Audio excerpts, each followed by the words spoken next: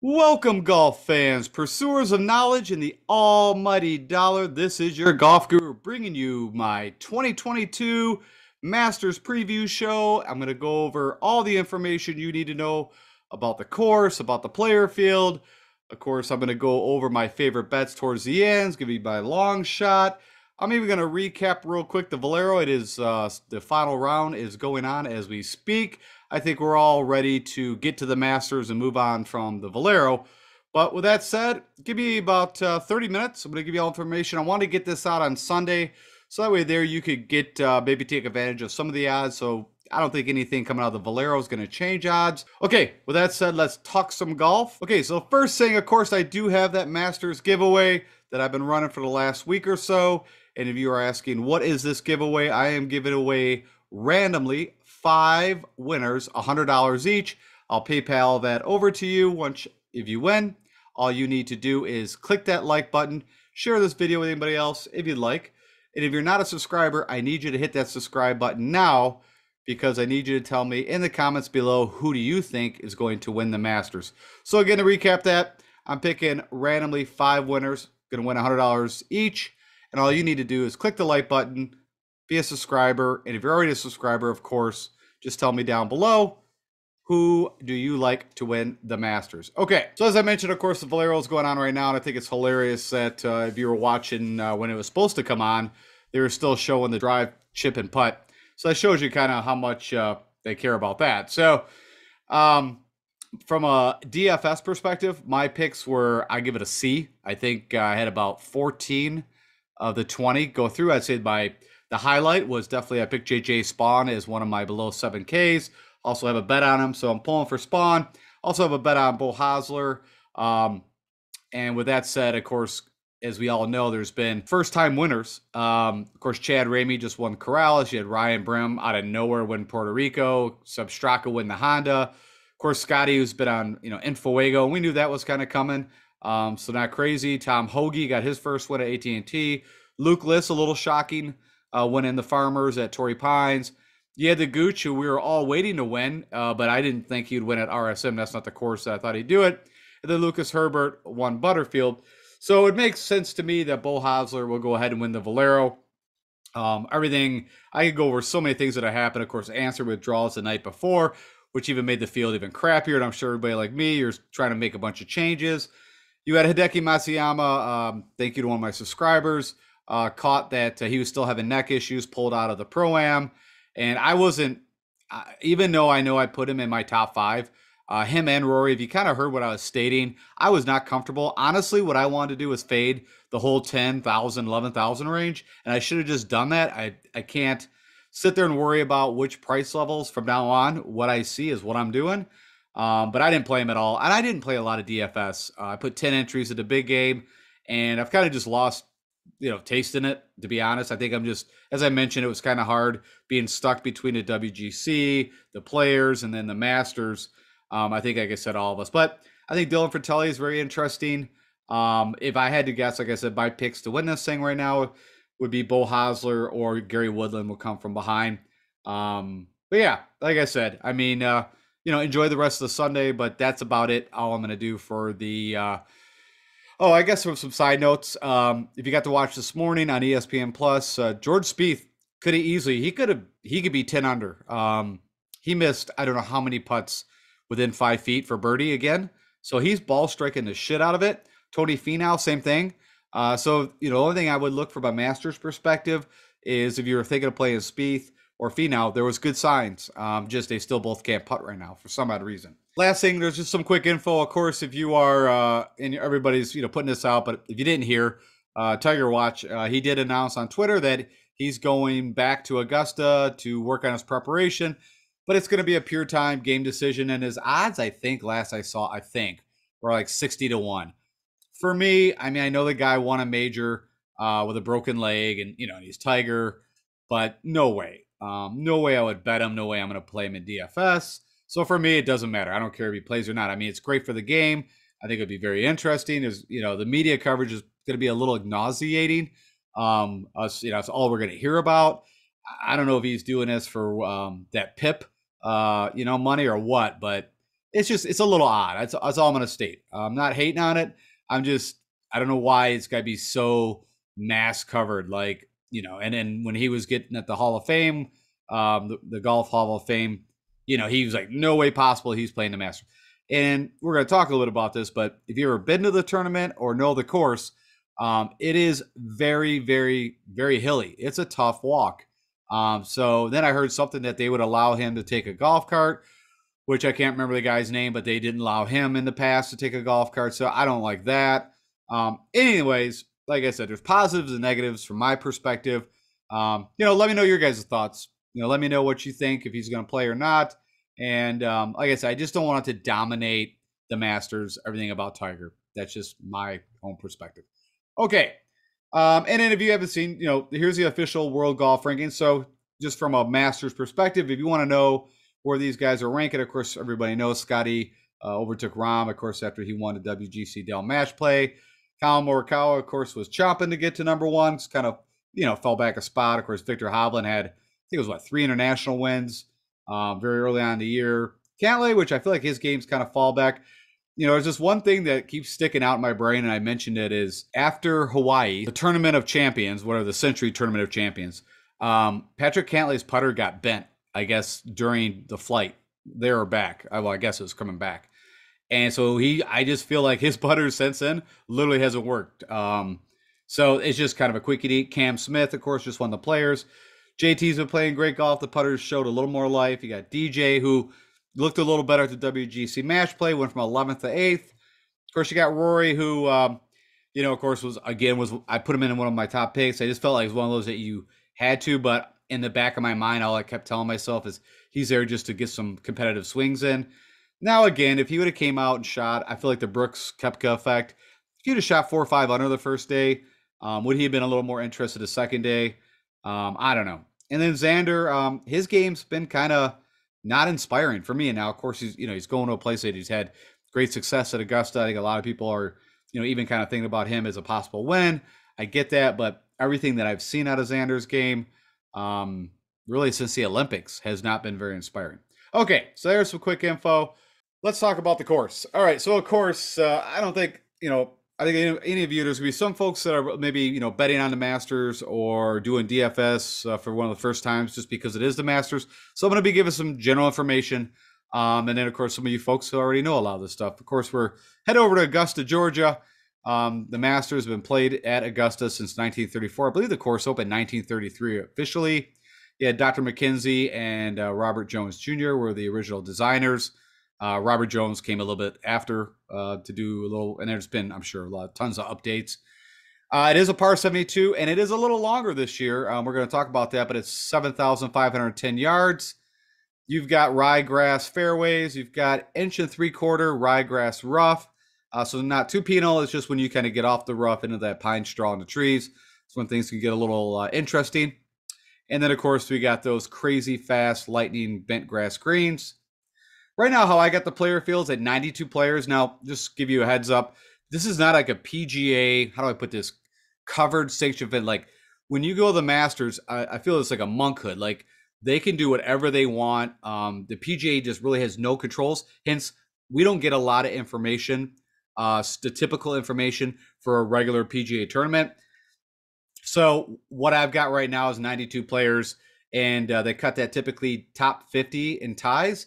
There used to also be this 10-shot rule. So if you were within 10 shots of how that came down, I think they got rid of that last year. So who knows where it'll end up. I'd guess you're going to have about 65 guys make the cut. And of course, if somebody like a Bo Hosler wins the Valero, they'll be added to the field. Historical cut lines anywhere actually +1 to +7 over the last 4 or 5 years. And then you got some crazy winning scores, and a lot of it was due to COVID and them pushing back the Masters, of course, in 2020. So, of course, we all saw Hideki win last year, which that caught me by surprise. I think anybody that really watches golf and understands the analytics, that shouldn't have happened, because Hideki, even at that time, was a horrific putter. He's actually, he's an amazing ball striker, one of the best. He's also really good around the green. So all that is perfect fit, but that his putter just turned on and away he went. That's what was shocking. Then you had DJ who just tore up the course, but this was in the fall, total different time. The course was wet. You had even like Dylan Fratelli, who's actually doing something at the Valero right now, was up there. I think ended up like 4th or 5th. Like it was really odd. So he shot 20 under. That won't happen in maybe ever again. You had, of course, Tiger win that previous year. That was a bit of a shocker too, right? But he just kind of hanging in there, and ended up winning. And then, of course, you got the Reed, Rory McIlroy back in 2018, the short game master, and just made tons of putts. He won at 15 under. So that's just kind of a quick, brief history. Large greens here, right? And it's a lot of what goes on at this tournament is all about the greens. But they're almost 6,500 square feet. You got a lot of that white sand bunkers. You got 44 of those deep white sand bunkers. You've got 5 holes that come into play. And then, of course, these greens typically run. And again, you don't get the superintendent information, but what we know is somewhere between 13 to 13 and a half. One thing I did see is that they are getting weather. They're going to have lightning and rain Monday, Tuesday, Wednesday to soften up the course. But I didn't see, it looks like it's going to be dry for the tournament. Of course, here they do have that sub-air system to pull the moisture out. So we'll see how that happens. I felt like back when it was played in 2020, that, you could see they could go at the pins. And so either they did not turn the sub-air on, or the sub-air takes a little longer to extract the moisture than usual. So we'll see. If it does shape out, maybe that score could get north, upper teens. But right now we're just speculating and looking at the weather as we see it. Of course, defense here, number one, the large, lightning fast, undulating greens. I mean, everything break, if you know this place, every putt breaks towards Rays Creek here, of course. And it is all about knowing where your misses are, where the quadrants are. You definitely can't go at many of the flags, especially like on a Sunday. It is history here that overreigns quite a bit. But we'll go through a little bit more of that. As I already mentioned, you've got very slopey, hilly fairways. When you watch the Masters on TV, you just don't get a really good understanding of the ups and downs. So you're going to have the ball below your feet, above your feet. You just have different lies you're going to be hitting off. You get to be used to. Of course, you got the tree line fairways, but they are large, generous fairways. It's just when you get off them, the issues. Of course, you got the swirling wind. So another thing about history here. I mean, there's times where you'll be on the tee box, and then you probably heard when Tiger would talk about it, the par 3, number 12, when I think it was Koepka, and I can't think of what, Molinari, threw it in the water, hit the front of the green or hit right by it and sucked back into the water. And he knew enough that you can't feel the wind. You got to go deeper. Hence, where he went. And into the greens, just do all kinds of crazy things wherever you're landing, depending on if they're dried out and running at 13. Some past notes, this is, actually a recent note, is that the changes, I mentioned the extra yardage. I think it played 7.4, 7.5 previously, so it was like an extra, 120 yards added. Number 11, which they extended from 505, so it was a tough par 4 already. Well, it was actually, from historically, it was the hardest hole on the course. For whatever reason, they felt like they had to add 15 yards. And then hole 15, which was one of the easiest par 5s, they added 20 yards. So there's where a bit of the yardage came. Over history, which, I think some of this has changed a little bit from how, long these guys are hitting the ball. But the layout used to really tend to favor guys like a Patrick Reed that could draw the ball. And we'll go a little bit over that when I get the course layout. Or if you were a lefty, of course, if you faded, hence Phil Mickelson went in here, I don't even know, 3 to 5 times now. I don't know what it was. Another thing is typically you've had to play here before you win this tournament on average about 6 times. There's a couple exceptions. Tiger Woods, of course, won it in 97, first time playing. Well, as far as I know, it's the first time he played it competitively or as a professional. And then Horton Smith, which he was the first guy to ever win the Masters. There is like a Will Z last year where, he came in second and it was his first time playing it. But typically, as I mentioned, I'm going to be looking at guys that have history here at the course. I think it's huge. This is the one course where history, I'm not saying it dominates over recent form, but it is it definitely shows up very heavily. We'll put it that way. So if you take a quick look at the layout of this track, you could kind of see it's kind of ran back, forth, back, forth. This is where the water kind of comes into play over by the par threes. This is actually over here where they play the par three challenge. And if you kind of go through it, I mean, this whole teeing off here, sets up for a fade. I think when I think of the first hole, I always think of Tiger Woods and his caddy. Would always state it would actually be a good thing if he ended up in the woods over here and took a bogey, because that's every time he's like won it, that's what's happened. I just always think of that when I look at this. But you can see number two, it's got a draw to it. If we look at number three, you can see that's a fade.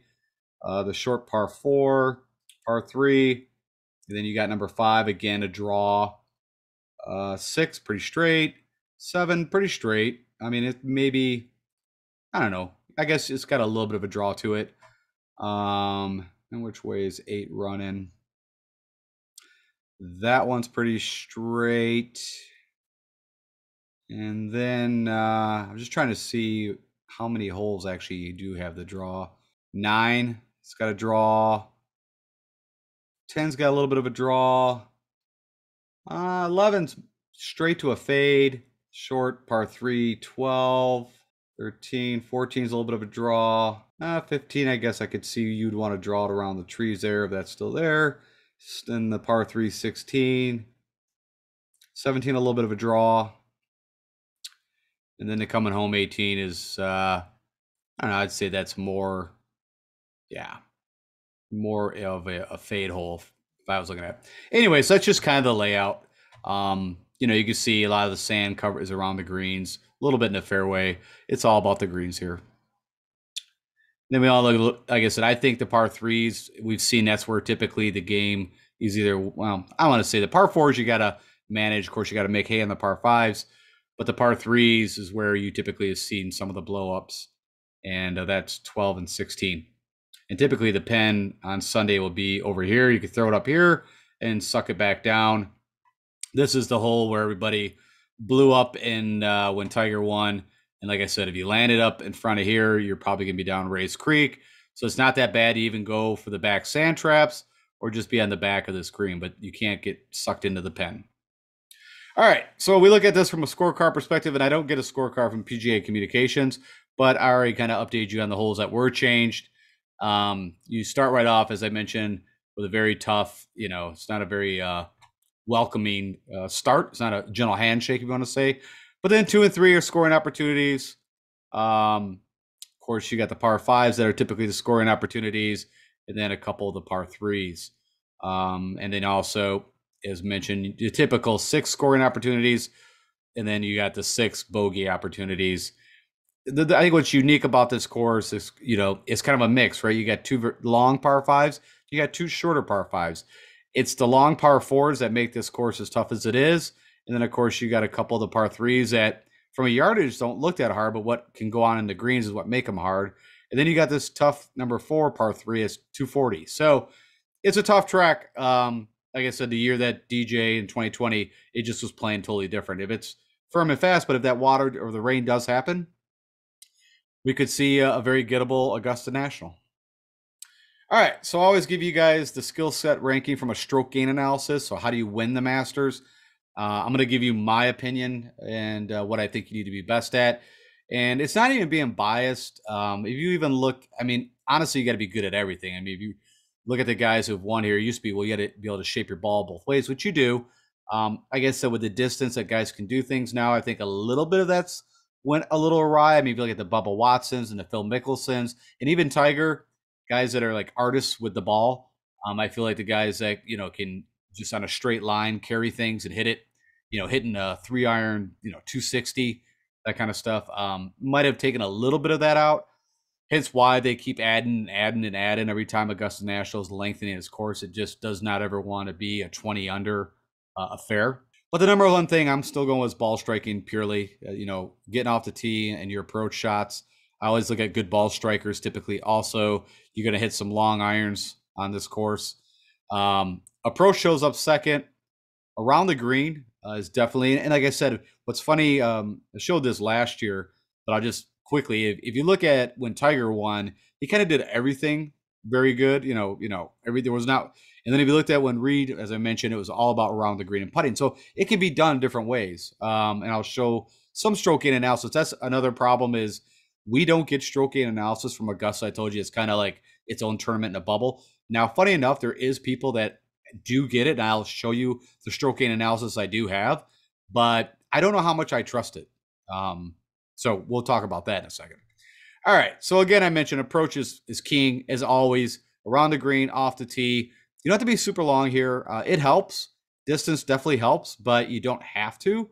And then of course putting. But as we saw with Hideki, again, figure out who's, and even Will Z. I've seen multiple things where and this is why I don't trust the stroke gain data I've seen. And I'll show you when I pull it up. But we'll talk about Will Z, what he supposedly did gaining from a putting perspective here. Of course, you got to be able to scramble. Phil Mickelson has shown that time and time again out of the hay or the pine straw. Sand saves, I don't think it's huge, but it does show up a little. And then the two procs to the pins, that again, for what data I do have, 23% of the time, 150 to 175, so that's the main. And then 175 to 200 shows up 20, so there's the ball striking area. And of course, the par 5 is where you really have to make your hay here. It really shows up at the Masters. You got to manage the par 4s and the par 3s. And there's a couple par 3s that you can, strike at. But, yeah. So then also you got to make birdies and be able to, there's possible eagles on a couple of the par 5s. All right, so let's look at a little bit of stroke gain. So this is usually where I go in and show you what the past winners have done by a stroke gain analysis. And I have a little bit of that. I have last year's data. But again, I'm just giving you forewarning. It's a little different than what I'm used to seeing. But overall, Corey, here's the top 10 guys. What did they do very well? The reason why I state that is it's pretty rare that someone wins a tournament and only gains 3.4 strokes total. I've never seen it. And so I just don't know if it's the way. This is from Data Golf, so you can go check it out and look at their stuff. I think you can sign up and get more information. So maybe it's the way that they extrapolate it. But again, from my understanding, I don't even know if they have the shot link towers there. But let's go break this down by, person by person. So we just look at Hideki, what did he do very well? Approach, which, and around the green, and he barely gained with the putter. Very little there.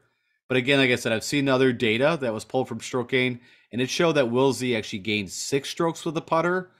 Gained a stroke with the irons, like not a whole lot of the ball striking. So that's why I'm trying to tell you guys, I'm not sure how much I believe in this stroke gain data I have, but it is something. All right, so I just wanted to look at this. So the one thing I did, no matter if this is high or low, if you go by where these guys ended up position-wise, what I noticed was the guys that gains the most with the irons were the most guys that were in the top 10. You had one miscut by Berger. Other than that, you had the winner. Corey Connors was T8. You had Leishman T5, T3 at Jordan. So that's what I was kind of looking at. And this is, again, breaking down by the shot coming to the green. Who the best guys that had on the approach, where did they end up placing? That's what I wanted to look at. And then we look at around the green. You can see Matt Kuchar supposedly gained the most around the green and missed the cut. But then, of course, you have, Spieth, T3. Like these top 4 guys. And so around the green definitely showed up as important. But you also had a couple miscut guys here. And then off the tee, this was one that, again, John Rahm led the field off the tee. Cameron Champ. But then Carlos Ortiz, was 4th, but he missed a cut. Cantlay missed a cut. DeChambeau, of course, was kind of all over the map. You had Koepka missed the cut. But, it still is important. And then the last was putting. And again, this is what's interesting me is every tournament, I look at stroke gain data all the time. And never have I seen someone win a tournament, typically. I mean, not that typically somebody that, if you're leading putting, you gain like 8 strokes with the putter. But funny enough, Kevin Na, he was a little bit of a shocker, but did it a lot with the putter. Of course, Reed, no shocker. Ian Poulter. You had Rose. And this was, like I said, Will Z, funny enough, gained with the putter. Yeah. Anyway, so it just kind of shows you in form. And like I said, I agree with some of it. How I kind of worked through mine. I mean, I think it's a lot around the green. I think it's approach, and you need to be you need to find a guy that's going to have that really good putting week. All right. With that said, I do have I've created a model for you guys. Again, this is pulling the last 12 rounds with no filters on. And if you want to look at what I was most interested in, I mentioned the ball striking. Put that at 15%, approach at 20, around the green at 5, off the tee at 10, putting at 5, scrambling at 5. You can kind of see the rest of them that I already kind of went over. These are the two that I don't know if I had listed, but to put a little more weight on the putting, three putts show up here. It's like the highest out of all the tournaments they play. So I wanted to see who avoids 3 putts, and then also making that uncomfortable 8-footer, which Tiger Woods did very well, maybe the best I ever seen. That shows up too. So if you look at putting, technically it was about 15% of this model is weighted on putting. All right, with that said, funny enough, number 1 comes up as Justin Thomas, which a lot of people are very high on. Think he's finally going to break through. He's due. Shane Lowry been playing good golf. You got Joaquin Niemann, of course, who just won at the Riv, the Genesis. You got Max Homa. I like Max. I mean, I don't know what his history off here is off the top of my head, but he's been playing really good golf. Billy Ho actually rated out pretty well for me. Victor Hovland, I think it's a good fit. It's all going to come down to short game and putter. Of course, Scotty is on a heater. Don't look at this Guido. I've talked about this multiple times. The data that is pulling is really old, and it's not old, but it's over a year or two. And the data we have on him, he was playing pretty good. Cam Smith, of course, who's on the cover screen, is one of my favorites to win this thing. Of course, Straka, Burns, Hatton, Fitzy. So if you want to know from a recent form against my model over the last 3 tournaments they played, these are the guys that rank out the best. All right, so what I can show you is who's gained the most strokes total over the past 5 years at Augusta National. Now you're going to notice it's going to show 2021 twice. You just look at this as 2020. That's the DJ year, but neither here nor there. John Rahm is number 1, gained 44 strokes. Of course, in DJ, Spieth, Hideki, you got JR, and of course for one and done, you can use this information too. JT, Rory, Reed, you can kind of see the rest of the guys. I think Russ Henley, funny enough, I'm kind of a Russ Henley guy. You guys know that. What I think is interesting that he, has only got 2 rounds, so he didn't play the last 3 years, but the 2 rounds he has in here, a T15 and a T11. And again, when you think about really good with the irons, pretty accurate with the driver, and a really good putter, typically on Bermuda, but over and all, he can get very hot with the putter. I don't know. I think he's going to be an interesting play, and even from a betting perspective, I think he's 35 to 1. And I tried to put the betting odds up here for you guys, but it didn't have it on Fantasy National yet. So that's why you're seeing the DFS pricing. All right, and then the other thing, if you want to know historically who's been the best bent putters over the last, so I took even a larger sample. I took 36 rounds, which would be 6 tournaments, give or take, missing cuts. Of course, Harris English has withdrawn. He's got that hip surgery he just went through. Abe Answer should be fine. I think he got a stomach bug is what I saw, why he pulled out. And that's shocking because, of course, he's got a lot of fans and family, and he's local there. So I believe, for sure he wanted to play in that. DeChambeau, I thought it was hilarious that I was listening to, just like you guys, I listen to other guys' views. I like to hear some of the other analysts, see what they say. And there were some that were jumping all over DeChambeau, and I didn't get it. I'm like, how could you literally seriously think DeChambeau is going to be good from any perspective, from a betting, from a DFS, like the guy's in shambles. He wasn't playing that good before he got all the injuries. Can he, when he gets healthy, I like him. I'm not trying to bash him. I'm more bashing the guys that, for whatever reason, jumped all over DeChambeau for the Valero. So anyways, especially just what you just saw at the WGC, knowing that he's even stated, I'm literally just out here testing to see if I need to get hand surgery. So anyways, I don't want to go on a rant, but here's your guys that are the best bent putters. Jason Kokrak is interesting, right? Because he won on 2 bent greens. We're going to talk a little bit about Shadow Creek. I believe that was his first, inaugural win. Because that course is probably the best comp course out there. But the problem is it's only been played once. But he also won at the Charles Schwab at, I believe, Colonial. That's bent too. So, that's why that's kind of coming up. If you've been watching Jason Kokrak, It hasn't been the greatest. We'll just put it that way. Zach Johnson, no shocker there. Also a past winner at the Masters. You got Patrick Cantlay, who should, he disappoints, I feel like. So that would have been the year of Tiger when he, for a brief moment, actually took the lead and then just fell apart. Adam Scott, I think, is interesting. Of course, Rory, again, trying to hit the Grand Slam. We're going to talk about Mackenzie Hughes in a little bit later. And then here's the rest of the guys you guys can kind of look at. Of course, Cam Smith down there. So, of course, I mentioned approach or proximity is the key thing that I believe is going to unlock this. So I looked at the last four tournaments or 24 rounds. And this is just purely looking at approach and looking at the different areas. So overall, if you take all these approaches, approach it weighted at 40%, and then each of these at 10. Of course, no shocker, the best with the irons is Justin Thomas. Now, you might not know EVR, Eric Van Ruin, but that guy can get lightning with his irons, and he can also, be a disaster. Typically, it's not the irons that cause him the problems. It's off the tee, can get wayward, or the putter. Shane Lowry's been playing great. Of course, Victor Hovland, awesome with the irons. We already know Hideki, Will Z. All these guys are your ball striking masters. Henley, honestly, if you were trying to pick some bets and also figure out who you want from a DFS perspective, this list right here, this top 15 guys, would not be a bad core play list. I think you could go a lot worse. Finau, I don't know. That's gonna be a tricky one. He's had a good course history here. Been playing not really good, but again, like I say, he's having a pretty good Valero. So we'll see. All right, and then I put the two highest proximity to pin weighted. Of course, at 150 to 175. Not a lot changes. Russ Henley moves up quite a bit. You got Finau. Hoagie's been just striking irons amazing. Of course, he got his first win this year. Scott Smith, don't look at Guido. Just mark that off. That doesn't count. And you see only 16 rounds of data, and that's old data. Molinari, of course, again, the year of the Tiger win, fell apart, hit the tree branch, then went in the water. I have no clue who this guy is, Stuart Hegstad, so don't look at that either as far as I'm concerned. And then if you want to know the guys that are best from 175 200, no shocker, Hovland, Hoagie, List, Swafford.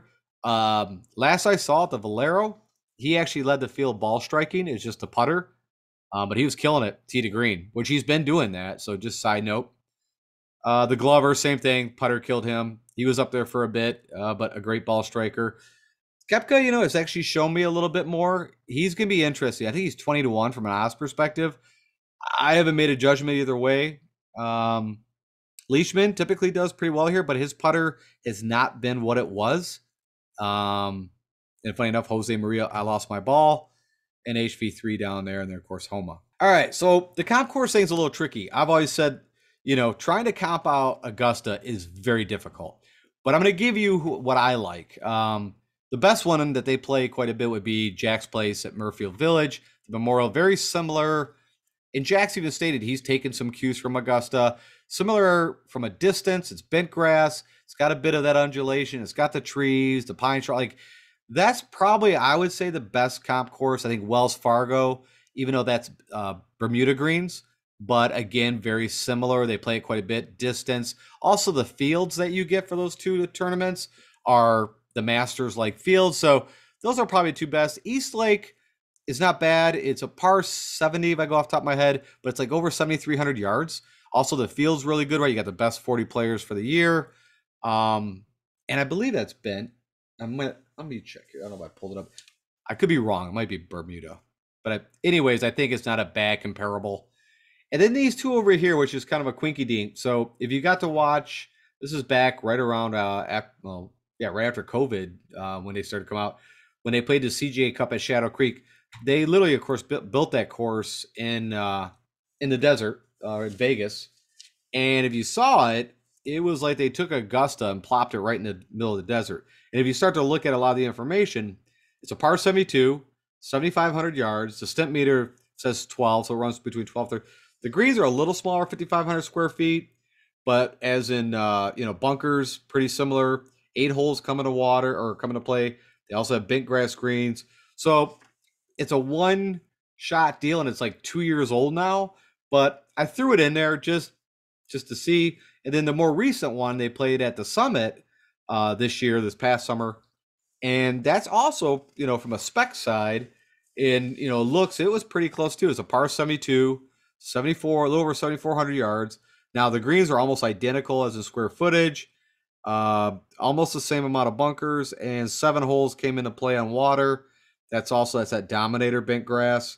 So I threw those two in just to get, but really, other than that, you're stretching. And of course, Augusta National, you'll get like the old data, like, sand saves, green and reg, fairway and reg, that kind of stuff, but you're not going to get this data here. So anyways, under that circumstances, funny enough, Xander Schauffele, and what I liked was this list that came up made sense to me.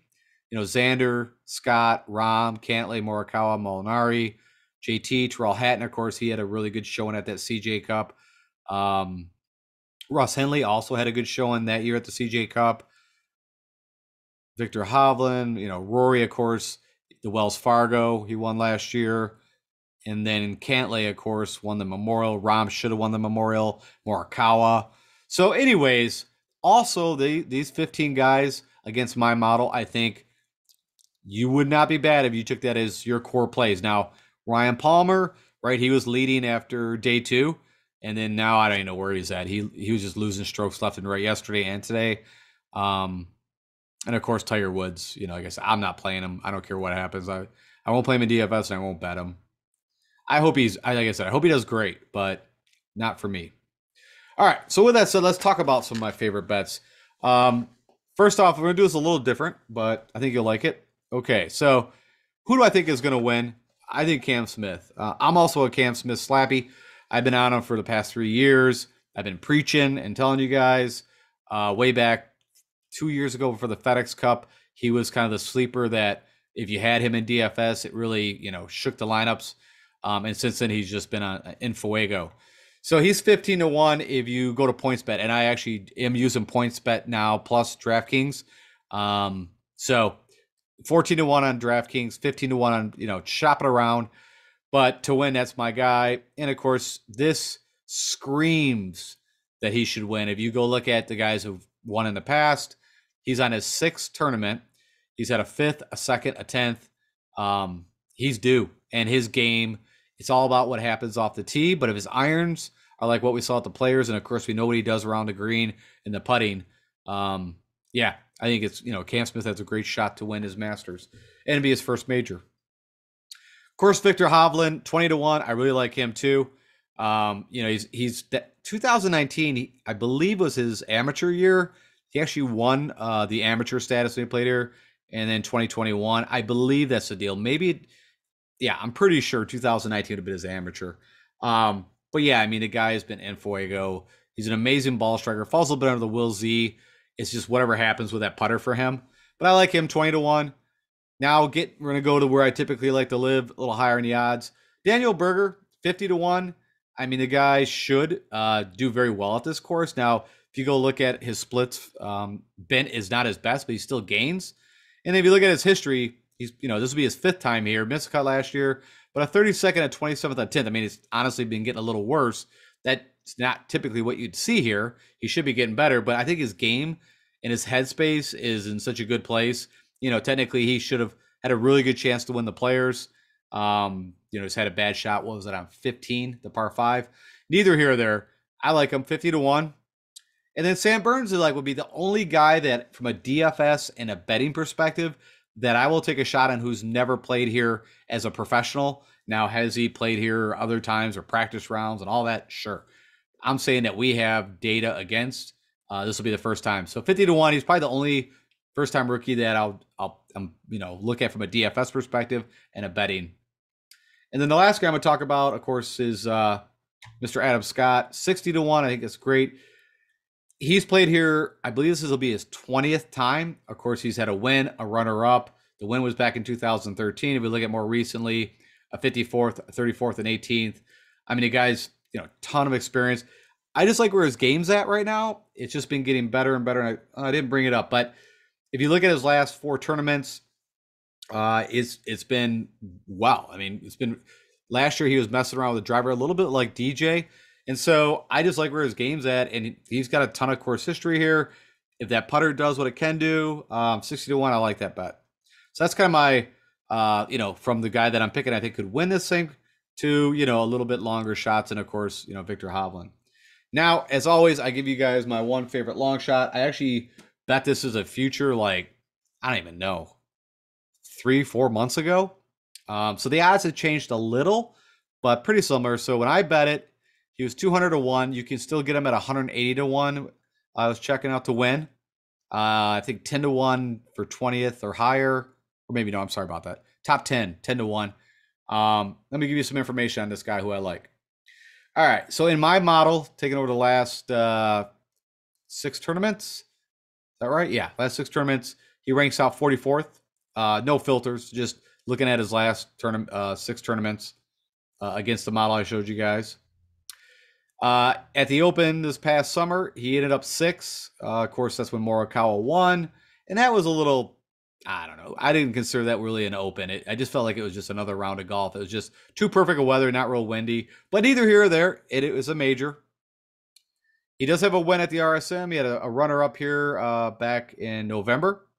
And I just pulled, like I said, just some of his better top finishes. And he had a second at Honda, which tough track.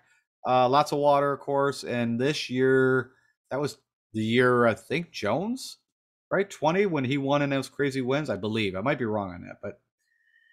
And then, of course, his Masters experience, he's at least played it twice. He had a 40th last year and miscut previously. And, of course, I'm talking about Mackenzie Hughes. Now, why I like Mac Hughes is because he reminds me a lot of the skill set of what Cam Smith brings to the table before Cam got a little better with his irons, a little better off the tee. His short game and putting is extraordinaire. Typically, you can kind of see that, of course, here. It's just so you can get a little wayward. But anyways, from a 200 to 1 bet, I don't know why. I mean, I put this on a long time ago. He just kind of was on my mind. I like Mackenzie Hughes. So do with that what you may, but I've already got money on him. All right, with that said, that is going to wrap up my preview show.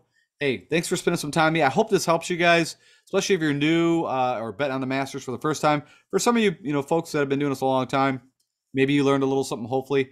Of course, I'm trying to get all this stuff out at least a day early, so this is coming out Sunday. So tomorrow I will get you out my DFS picks with all the analysis.